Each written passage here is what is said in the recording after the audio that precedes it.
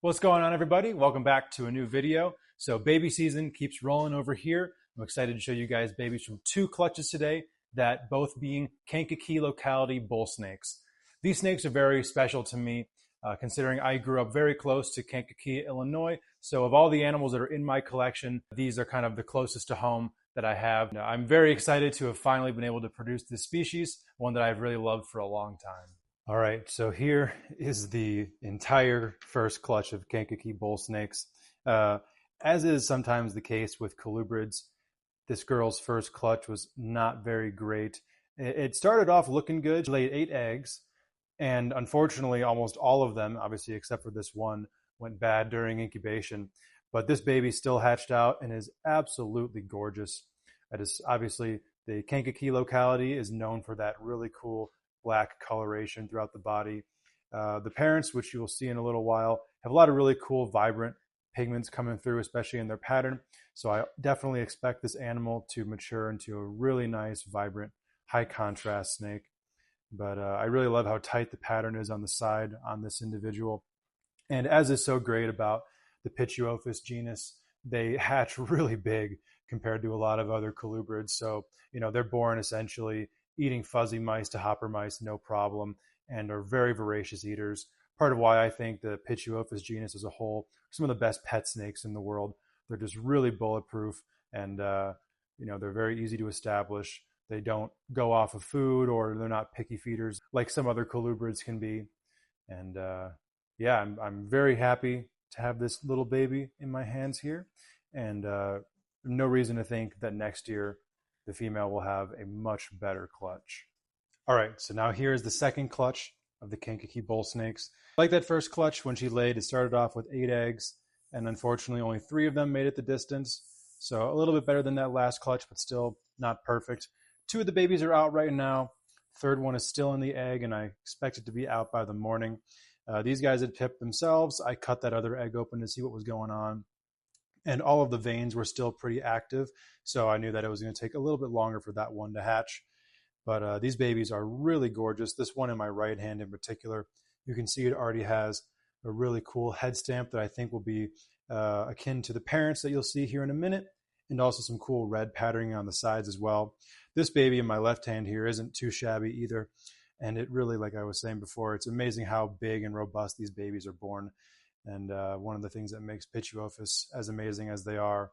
But definitely super happy with these 2. Excited to see that third baby. And these will be fun to watch grow up a little bit too.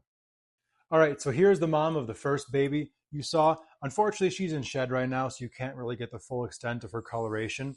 So as you can obviously tell, she's a pretty small female. My assumption is that she wasn't quite fed up enough before I got her to get to a good size before having her first clutch. But she's obviously not tiny by any means. She cycled just fine and had what looked like a pretty good clutch, which unfortunately kind of went south relatively fast. Unfortunately, just resulted in 1 good egg making it the distance. But as is often the case with Pituophis, in my experience, what I've heard from some others, oftentimes females, their first year won't necessarily have the best clutch, but then will bounce back the next year and have a really good clutch, followed by a subsequent good breeding. What's really cool about this girl is just how her color and pattern changes down her body. Really dark up front with some of that yellow pattern being obscured by the black, transitioning into a lighter mid-body pattern and color with a little bit of red creeping through, and then very high contrast on the tail with that yellow coming in. The thing that's so cool about Kankakee bull snakes is that they are super variable within that locality, within a fairly limited range. To be able to have animals in the group that represent multiple different phenotypes of these snakes is pretty cool. And this girl definitely fits right into that mold. All right, now here's the mom of the second clutch. As you can see, she's a good bit darker than that first female, and a lot more kind of orange coloration, especially down towards the tail. This yellow is a bit more on the orange side, where with that first female, she was a little bit less orange. This girl also has that really cool yellow head with that head stamp, and then some really cool red tones coming in through the mid-body. This is kind of that quintessential Kankakee bull snake look that a lot of people, myself included, really love. That high contrast, black with yellow coloration, some orange tinge to that yellow, and then some kind of red creeping in as well. Just one of the most beautiful North American colubrids. My favorite of the bull snakes in general. Like I said at the beginning of the video, they hold a special place for me because these come from very close to where I grew up, but also just because they are as gorgeous as they are. They are one of the best looking naturally occurring snakes from that part of the country.